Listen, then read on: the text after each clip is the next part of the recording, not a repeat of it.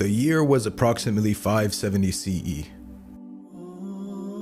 By this time, the people of the Arabian Peninsula had been practicing idol worship for a number of years. In fact, paganism had become an integral part of the people's livelihood, where various tribes would compete with one another to create unique idols in hopes that it would attract more tourists to the area and boost their economy.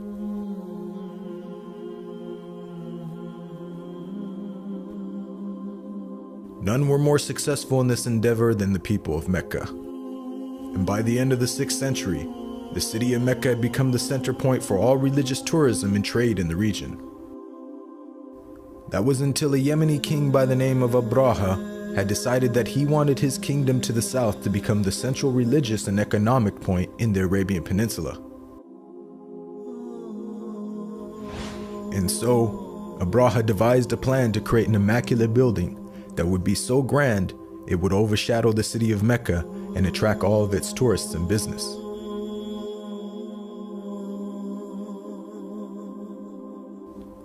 Of course, this news didn't sit well with many of the tribes in the region who held the city of Mecca in high regard.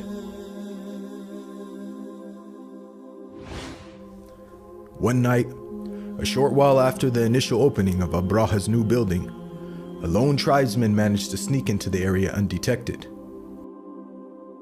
He then proceeded to desecrate the whole building.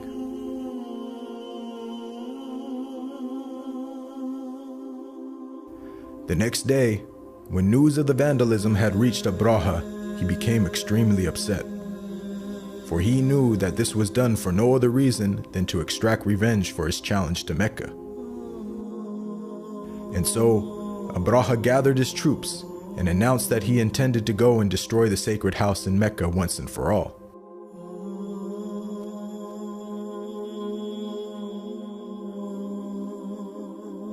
Abraha and his men then made their way northwards, only facing small pockets of resistance, which they easily crushed. When news of the army's approach reached the city of Mecca, the people knew that they couldn't possibly fight off such a large number of men.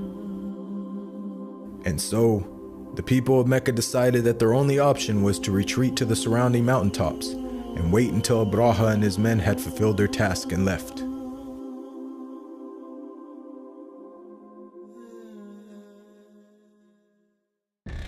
By the time the army had reached the outskirts of Mecca, the city was completely empty, and it seemed as if there was nothing that could stand between Abraha and the sacred house which he had come to destroy.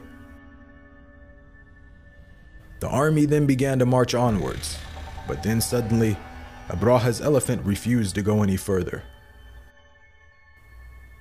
And it was then, at that very moment, that God's punishment appeared on the horizon. One of the reasons why the people were so terrified of Abraha and his men was because they used to employ elephants in their army, which is considered one of the largest creatures in the animal kingdom.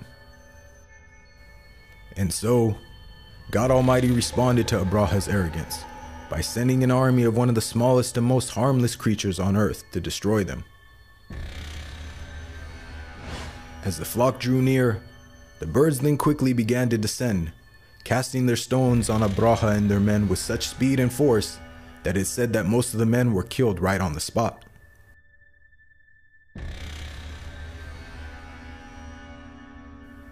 When the dust had finally settled, the once massive army, whose ranks were so large they appeared like stalks of grain, had now been completely decimated and destroyed, scattered across the desert lands as if they were trampled fields, eaten away by cattle.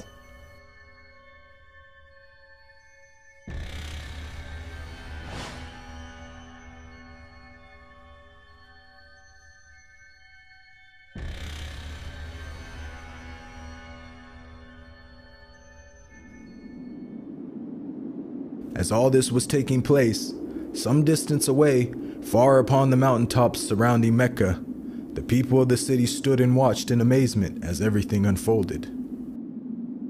This was a scene that for many would shake them to their very core, and was an event so amazing that the people of Mecca would forever refer to that year as the Year of the Elephant. God Almighty would later address the people of Mecca in the Quran, saying, "Have you not seen how your Lord dealt with the people of the elephant? Did he not throw their plot completely off course, and then sent upon them an army of birds, striking them with stones made of clay, thus leaving them as if they were nothing more than fields devoured by prey?